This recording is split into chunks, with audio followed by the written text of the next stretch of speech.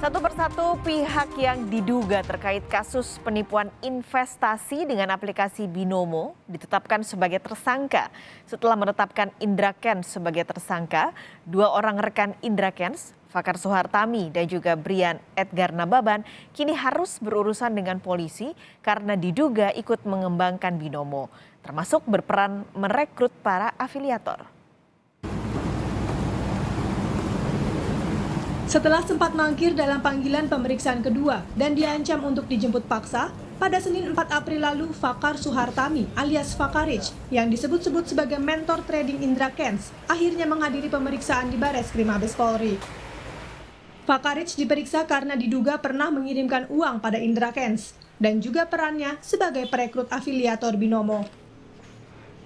Sempat menjalani pemeriksaan sebagai saksi, polisi kemudian menaikkan status pemeriksaan Fakarich menjadi tersangka dan menahan Fakarich. 2022 jam 11.30 tadi, setelah dua kali dilakukan pemanggilan, hari ini baru tiba di Bareskrim dan diambil keterangannya sebagai saksi. Dan saat ini proses masih berlanjut. Yang bersangkutan diperiksa terkait dengan hubungan yang bersangkutan dengan tersangka Ika. Hubungannya yaitu terkait dengan aliran dana yang mengalir dari saudara F ke saudara Ika. Sebelumnya, polisi juga telah menetapkan satu orang tersangka lain dalam kasus ini. Adalah Brian Edgar Nababan yang menjabat sebagai Development Manager platform Binomo yang juga ikut menjadi tersangka. Polisi menduga Brian yang sempat berstatus sebagai mahasiswa di Rusia berperan menawarkan influencer Indonesia untuk menjadi afiliator Binomo dengan keuntungan bagi hasil. Brian juga terlacak sempat mengirimkan dana sebesar 120 juta pada tersangka Indra Kents pada Februari 2021 lalu. Keterlibatan tersangka BEN yaitu selaku pencari afiliator dan juga mengirimkan uang.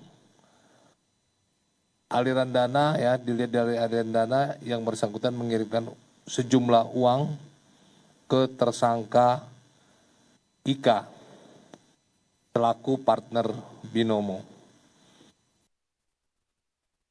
Kini, baik Brian maupun Fakarich ditahan selama 20 hari pertama di rutan Bareskrim Mabes Polri. Selain menahan ketiga tersangka, polisi pun kian gencar mencari pihak-pihak lain yang diduga terkait dengan kasus penipuan investasi ini. Posko pengaduan korban Binomo pun masih dibuka. Setidaknya hingga akhir Maret, tercatat sudah ada 40 orang korban yang dimintai keterangan oleh polisi. Dari 40 orang tersebut, diperkirakan total kerugian korban mencapai 44 miliar rupiah.